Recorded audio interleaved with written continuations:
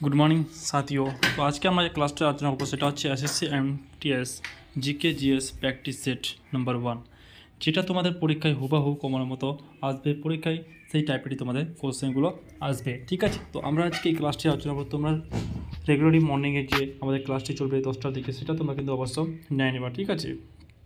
আর পিডিএফটি অবশ্যই সংগ্রহ। তো প্রিয় বন্ধুরা, আজকে যে আমরা ক্লাসটি আলোচনা করব সেটা হচ্ছে জেনারেল অ্যাওয়ারনেস। উত্তরগুলো তোমরা এসএসসি এমটিএস ও হাওলদারের পরীক্ষা প্রস্তুতি ভীষণভাবে তোমাদের, সুতরাং সমালোচনা করব।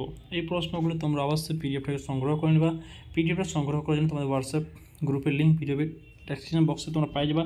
সেখান থেকে আমাদের হোয়াটসঅ্যাপ গ্রুপে জয়েন্ট হবে। প্রতিটি ক্লাসে তোমরা পিডিএফগুলো নিয়ে নেবা, হাতে নোট করে নেবা, নাহলে প্রিন্ট আউট করে নেবা, ঠিক আছে। আর প্রতিটি তোমাদের বুকের ফর্মেটের মধ্যে পিডিএফগুলো পাওয়া যাবেন তোমরা। আর আমাদের চ্যানেলে প্রথম আসো তাহলে তোমরা কিন্তু অবশ্যই চ্যানেলকে সাবস্ক্রাইব করে নেবে, ঠিক আছে বন্ধুরা। চলো আমরা ক্লাসটাকে শুরু করি। তো এই ক্লাসে আমরা যতগুলো প্রশ্ন আলোচনা করবো, সমস্ত প্রশ্নগুলো তোমাদের পরীক্ষায় ভীষণ গুরুত্বপূর্ণ। তো SSC MTS general awareness question তোমাদের 25টা করে আসবে, সেই সমস্ত আমরা প্র্যাকটিস চালায় থাকবো সাথ, ঠিক আছে। তো সর্বপ্রথম আমাদের যে প্রশ্নটা হচ্ছে সেটি হচ্ছে মিস ইউনিভার্স 2022 কে ছিলেন? তো উত্তরটি হবে আমেরিকার আই বনি গ্যাভিলেন্স ছিলেন। কে ছিলেন? আই বনি গ্যাভিলেন্স ছিলেন। দ্বিতীয় প্রশ্নটি দেখব, অ্যাসিড বৃষ্টির জন্য কোন গ্যাসটি দায়ী ছিল? তো অ্যাসিড বৃষ্টির জন্য কোন গ্যাসটি দায়ী ছিল? সেটা হচ্ছে সালফাইড, হাইড্রো অক্সাইড এবং নাইট্রোজেন অক্সাইড। এর সংখ্যাটি তোমরা অবশ্যই কমেন্ট বক্সে জানিয়ে দেবা, ঠিক আছে। নেক্সট প্রশ্নটি দেখব, ভারতীয় সংবিধান কোন ধারায় পরিবেশ সুরক্ষার কথা বলা হয়েছিল? তো সেটা হচ্ছে article 48A and article 51A জিতে বলা হয়েছিল যে ভারতের পরিবেশের সুরক্ষার কথা বলা হয়েছিল। নেক্সট প্রশ্নটিকে আমরা দেখে নেব, ভারতীয় ক্রিকেটার একজন জনক কাকে বলা হয়? তো ভারতীয় ক্রিকেটার জনক কাকে বলা হয়?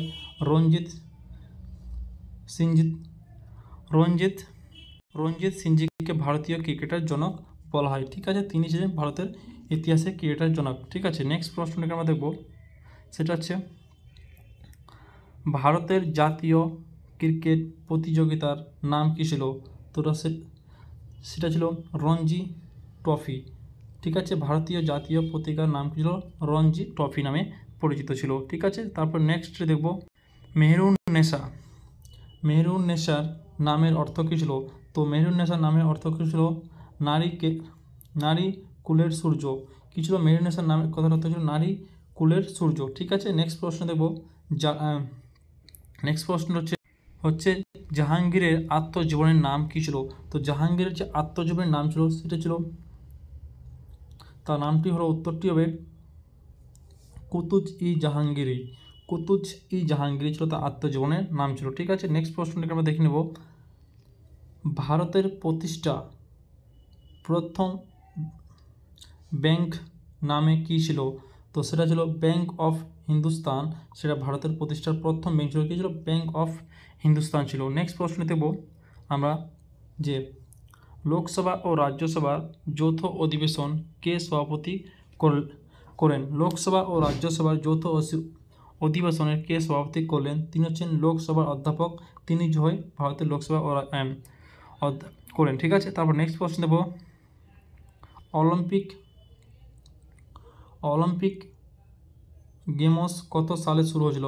অলিম্পিক গেমস কত সালে শুরু হয়েছিল? সেটা ছিল 1896 সালে সেটা শুরু করা হয়েছিল, ঠিক আছে। নেক্সট প্রশ্ন দেখব, ভারতের কবে প্রথম অলিম্পিক গেমস অংশগ্রহণ করেছিল? তো ভারত আমাদের প্রথম যে অলিম্পিক গেমসে অংশগ্রহণ করেছিল সেটা ছিল কবে করেছিল? 1900 খ্রিস্টাব্দে সেটি জন্মগ্রহণ করেছিল, ঠিক আছে। তারপর নেক্সট প্রশ্নটি দেখে নেব আমরা। নেক্সট হচ্ছে 2020 গ্রীষ্মকালীন অলিম্পিকে কোন দেশের সবচেয়ে বেশি পদক জিতেছিল? সেটা ছিল আমেরিকা। 2020 সালে সবচেয়ে বেশি অলিম্পিকে যে পদক মানে পুরস্কার জিতেছিল, ঠিক আছে। তারপর নেক্সট প্রশ্নটিকে আমরা দেখে নেব, কালবেলিয়া কোন রাজ্যের নৃত্য ছিল? যে কালবেলিয়া কোন রাজ্যের নৃত্য ছিল? সেটা ছিল রাজস্থানের নৃত্য ছিল, ঠিক আছে। তোমরা অবশ্যই স্ট্র্যাটেজিটা পড়বে। তারপর নেক্সট দেখো, কথাকলি কোন রাজ্যের নৃত্য ছিল? কথাকলি কথাকলি কোন রাজ্যের নৃত্য ছিল? সেটা ছিল কেরালার নৃত্য ছিল। তারপরে নেক্সট দেখব, নেক্সট প্রশ্ন হচ্ছে ভিটামিন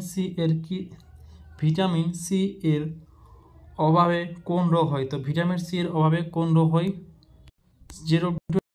যে রোগটি ভিটামিন সির অভাবে হয় সেই রোগটির নাম হচ্ছে আমাদের সাকাভি। ভিটামিন সি অভাবে সাকাভি রোগটি হয়। তারপর নেক্সট প্রশ্ন দেখে নেব। নেক্সট হচ্ছে ভিটামিন ডি এর অভাবে শিশুদের কী রোগ হয়? তো ভিটামিন ডি এর অভাবে শিশুদের কী রোগ হয়? সেটা হচ্ছে রিকেট রোগটি ভিটামিন ডি এর অভাবে হয়। ঠিক আছে, তারপর নেক্সট প্রশ্ন দেখব। নেক্সট প্রশ্ন হচ্ছে নির্মলা সীতারামায়া কোন রাজ্যের ইউটিসিতে তেজ সৈনিক শিকল চালু করছেন? তো সেটা হচ্ছে জম্মু আর কাশ্মীরে চালু করছেন। তারপর নেক্সট দেখব, নেক্সট প্রশ্ন হচ্ছে আমাদের অর্থলিটস ফুড কি ঘটিত রোগ ছিল? অর্থলিটস ফুড কি ঘটিত রোগ ছিল? সেটা ছিল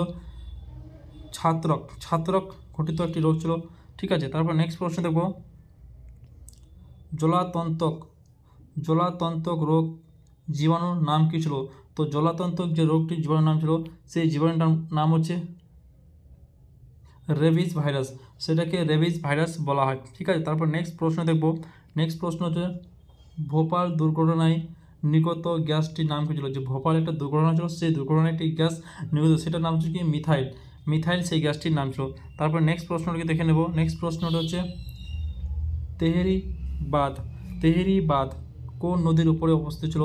সেটা ছিল ভাগীরথী নদীর উপরে অবস্থিত ছিল। কোন বাঁধটা ছিল? তেহেরি বাঁধ অবস্থিত ছিল। তারপর নেক্সট প্রশ্ন দেখব, পৃথিবীর নিকটতম গ্রহ কোনটি? তো পৃথিবীর যে নিকটতম গ্রহ আছে সেটা হচ্ছে শুক্র গ্রহ, হচ্ছে পৃথিবীর নিকটতম গ্রহ। তারপর নেক্সট প্রশ্নটাকে আমরা দেখে নেব, সমষ্টি উন্নয়ন কর্মসূচি ভারতের কোন রাজ্যে চালু হয়েছিল? সমষ্টি উন্নয়ন কর্মসূচি ভারতের কোন সালে চালু করা হয়েছিল? সেটা করা হয়েছিল 1952 সালে চালু করা হয়েছে। কবে সালে? 1952 সালে চালু করা হয়েছিল। তারপর নেক্সট প্রশ্নটাকে আমরা দেখে নেব। নেক্সট প্রশ্ন হচ্ছে পঞ্চবার্ষিক পরিকল্পনা।